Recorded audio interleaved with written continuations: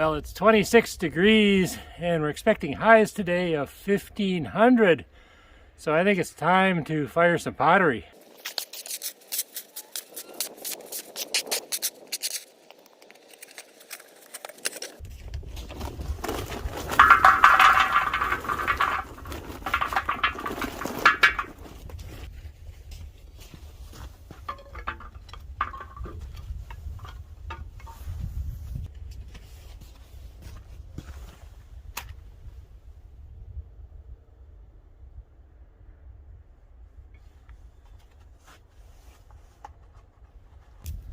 Well, this is actually a pretty nice day for January in Minnesota.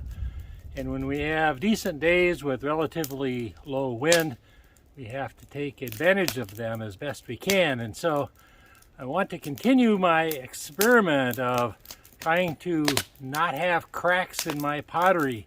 So I have a couple of different pots that I'm going to fire. I'll show you along the way. Of course, doing it on a chilly day is probably self-defeating, so maybe this is not in my best interest, but it's just kind of hard to say no. The first pot I'm going to fire is one that is made with a clay that has 30% really coarse temper in it. I fired a pot similar to this here about a week ago and I had some breakage, but I don't think it was because of thermal shock. The issue that I've been told is that my pots are cooling too quickly. And there's two ways to solve that problem. One is to increase the amount of temper. The other is to provide some protection around the pot.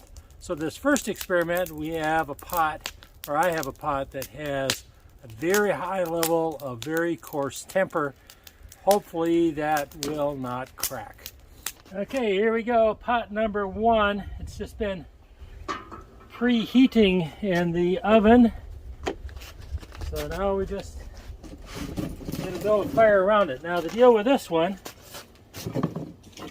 is that it is a pot that is made with very highly tempered clay. So it's about 30% clay, and we're not going to cover it with any sherds, no protection.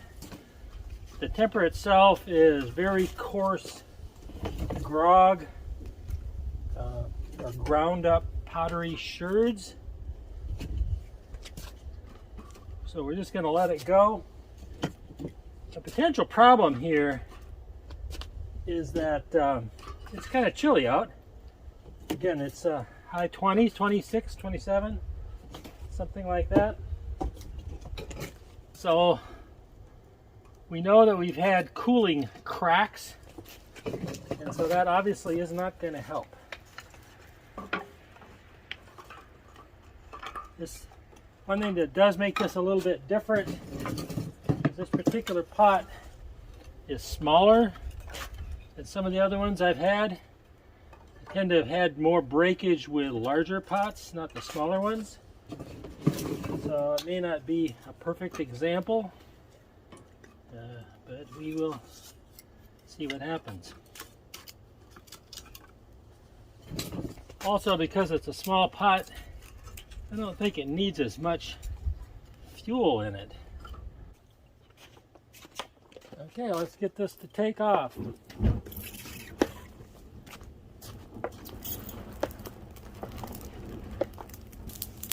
About 1200 degrees on this side.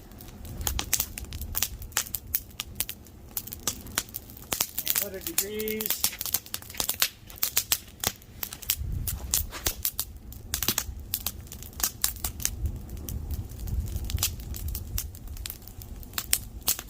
$13.80.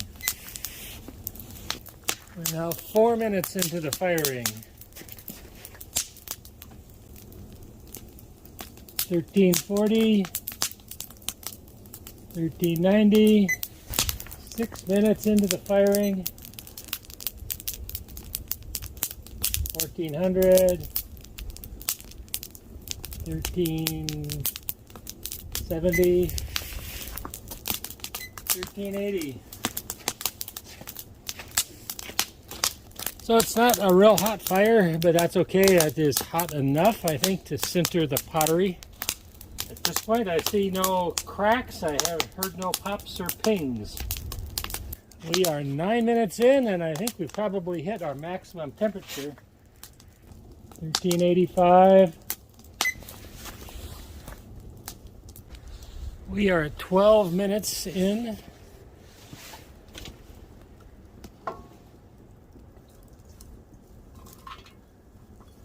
Okay, let's see.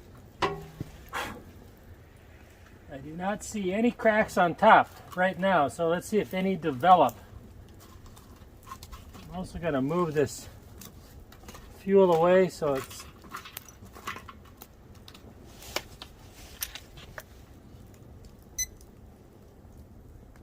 top temperature is about almost 1100. Bottom temperature is 1200. 13 minutes.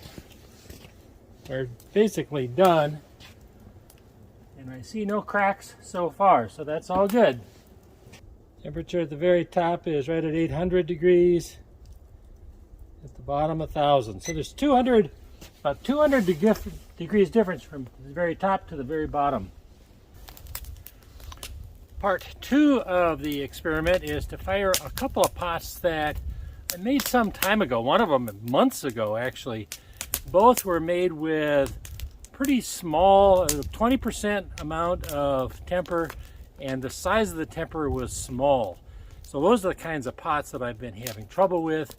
To try and avoid breakage this time, I'm going to liberally cover these pots with sherds and see if that makes a difference in terms of letting the pots cool at a slower rate.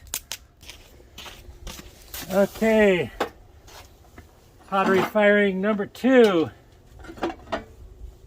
Got a couple of pots here.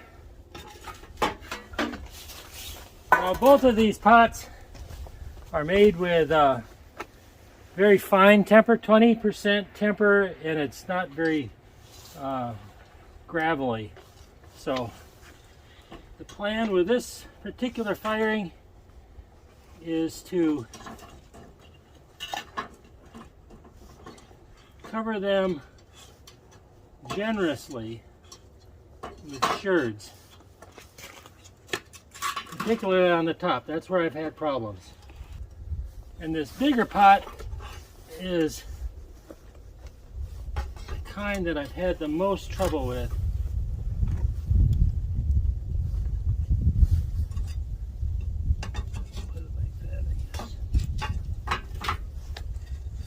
All of these pots have been, or both these pots, have been preheating in my oven inside.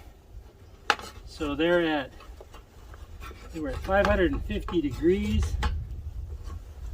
Okay, so that's pretty good. The thing is, if you cover them too much, then you don't get as good a fire, and that could be a problem. With all of these sherds around it, I will not be able to get a very good temperature reading. Okay, let's get this going here.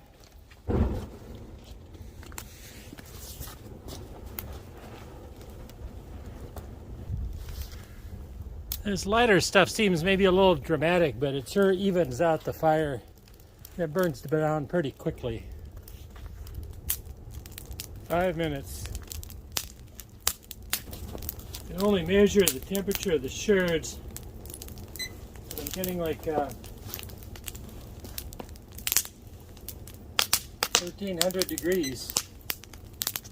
Then the heat has to get past the sherds and into the center of the fire.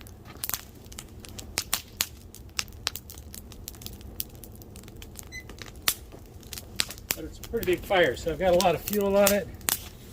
Hopefully all of that heat will penetrate into where the pots are.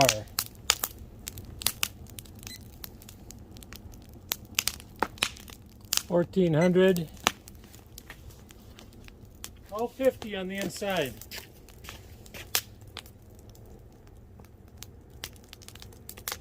$14.25 on the outside.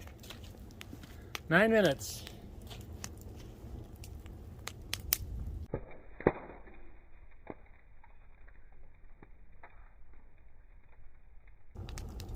We are at 11 minutes in. 1500. Pretty consistent, around 1400 degrees. So the problem I've been having is one of cooling. That the outside of the pot cools faster than the inside of the pot. So that's why I've put the sherds around the pots that we are firing. And those sherds, one, will slow the heat transfer at the beginning of the fire, but it should also hold the heat in, slow down the heat transfer, even everything out at the end of the firing. So my plan here is just to let it burn and take its time cooling down. So it will be done firing here in a few minutes, but it will take more than an hour probably to cool down. So my pot underneath is 1270. The little pot over here, 1300. Okay, we are now at 17 minutes. I'm going to call this for now, shut her down, and then we'll come back when things have cooled a little bit. Okay, here we are for the big reveal. This is pot number 1 in the very first firing. As a reminder, this was very heavily tempered clay, very gritty, but no protection. I didn't have any protection over it, and I do not see any cracks of any kind. So this turned out as expected for our experiment.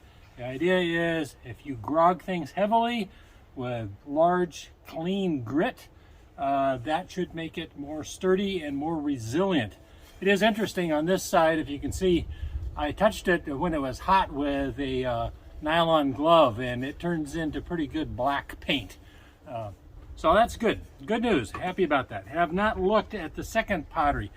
This is a pot that I would fully expect to have broken in the past.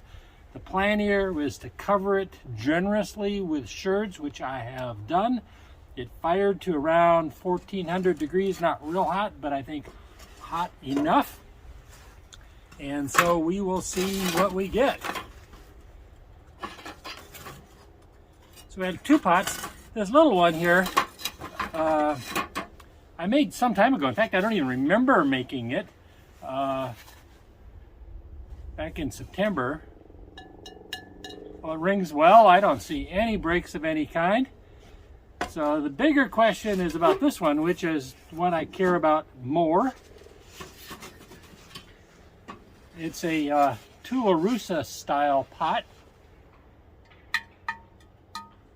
I think it's okay. Still warm. Looking underneath, I don't know if you can see, I don't see any cracks of any kind. And so we had a good outcome with this. I'm happy about that. Again, this is the kind of pot that I think would have broke in the past, but the idea of covering it with sherds so everything cools down in a gradual, consistent kind of way, that seems to work. Happy days. This is one example of our experiment. We need to probably do more to find out if it's going to be consistently a better thing, but I'm happy with the result today. So this is Wes with Airstream Wanderings. Thanks so much for joining me on my little experiments here. If you like this video, thumbs up. If you want to subscribe, that's great too. But until next time, I wish you health, happiness, peace, and love. Take care. Goodbye.